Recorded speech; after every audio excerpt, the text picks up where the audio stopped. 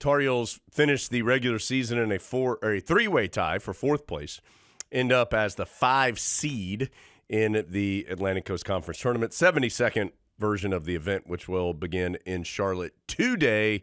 Tar Heels play Wednesday at 2:30 against either Pitt or Notre Dame. Don't love the bracket, Adam. Don't love it, how it shook out for the Tar Heels. You're going to play either Notre Dame or Pitt.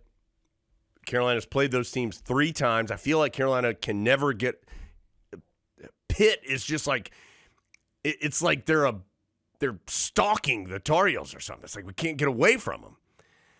So, and they may not play them. Who knows? But 2 teams that Carolina played 3 very competitive games with this year.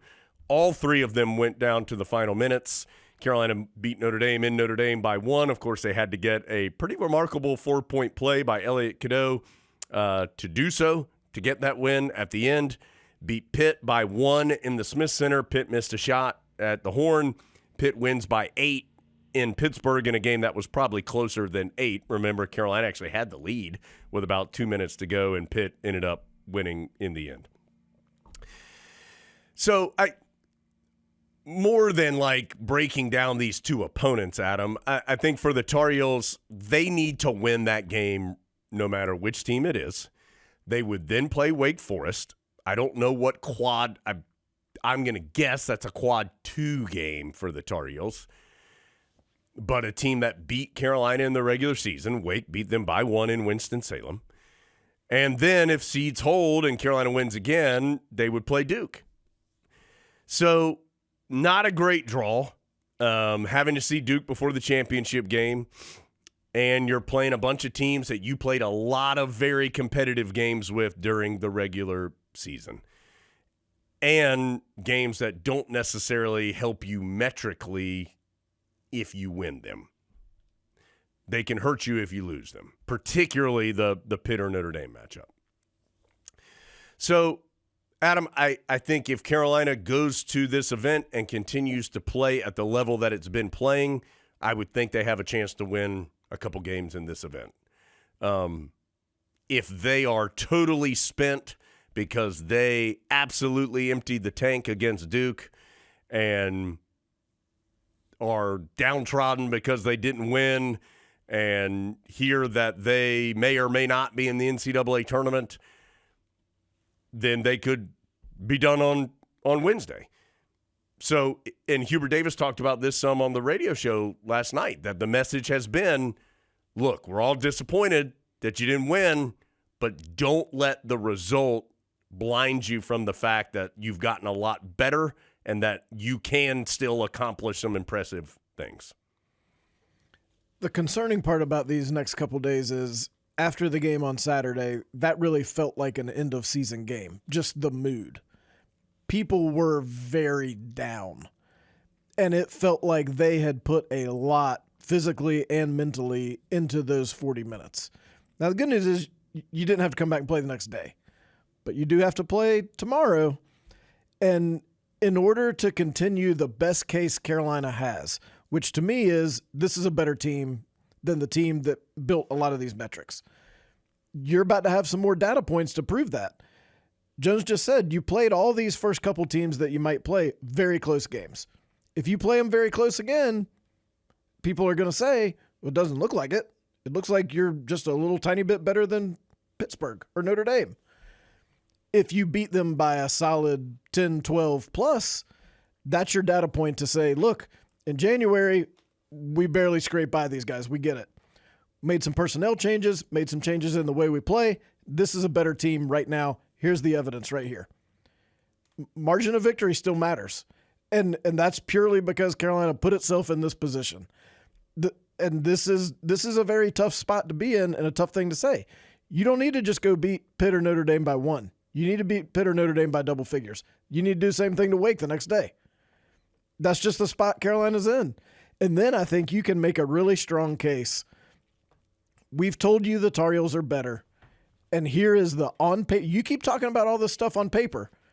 Here's some stuff on paper that's evidence that things have changed. This is a different team. Here's the numbers. You need that because this is a weekend when some dumb team's going to win some conference I've never heard of and take a spot that Carolina needs. Carolina's not in the clear enough that you can sit there and not care about the other conference tournaments. Those are going to matter. What matters the most, of course, is the Tar Heels have got to win at least 2. Once that happens, you got to pay attention to all these other tournaments, see who wins, who's doing what. Playing Duke in this scenario, playing your third game in 3 days against a Duke team that probably halfway paid attention to their first game, that is a challenge. But that's a challenge Carolina has got to get to, because you have to get there in order to have the shot that you want. The one time the Pony Bros ever let us down, they go to Florida State and lose, which was you knew that was going to happen. It was Leonard Hamilton's last game at the Tuck, Jones. Yeah. So that enables the Tar Heels to quote unquote move up to 5 where you didn't really want them to be. Pony Bros. We showed the Magic Pony Bro football the other day. Yep. It didn't work. Let us down. The other 2 teams on Carolina's half of the bracket are Georgia Tech and Virginia. That's the 8-9 game. One of those 2 teams will advance to play Duke in the quarterfinals. So those would be the other 2 teams that are in the mix on Carolina's half of the bracket. What an incredible call it'll be by one of our guests later if they predict one of those teams, Jones. What if they pull the big upset? Yeah. What if, Adam, what if Cal and Stanford play each other in the ACC tournament? That's just one Cal victory away from happening. Time-honored tradition, Cal v. Stanford in Charlotte as part of the ACC tournament. How many people will be there for that game? 5,000? How many people work at the Atlantic Coast Conference? What if guys, let's buy a bunch of Cal and Stanford sweatshirts. All the interns are going to go up into the stands. Look at all these West Coast fans that made it. Every Nobel Prize winner at Cal just got an email. We need you at the ACC tournament. Oh, good. Yeah, where is it? San Francisco? Charlotte.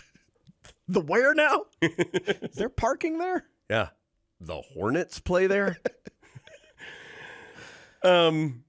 So we're on the air at 1:30 on Wednesday, 2:30 tip between Carolina and either Notre Dame or Pitt. A reminder, you're right. There was a time that the Tar Heel Sports Network called all the games. What if you had to do that now? Yeah. Now Cal and Stanford play each other in the ACC tournament. So we will only be covering the Tar Heel games from Charlotte. Hopefully 4 of them. What if you had to do that now? Is there any amount of money that would make that worthwhile? Last year we did that was right before COVID. So we can just blame it on COVID, Adam. But obviously the landscape has changed some in the last 40 years. I know that's surprising.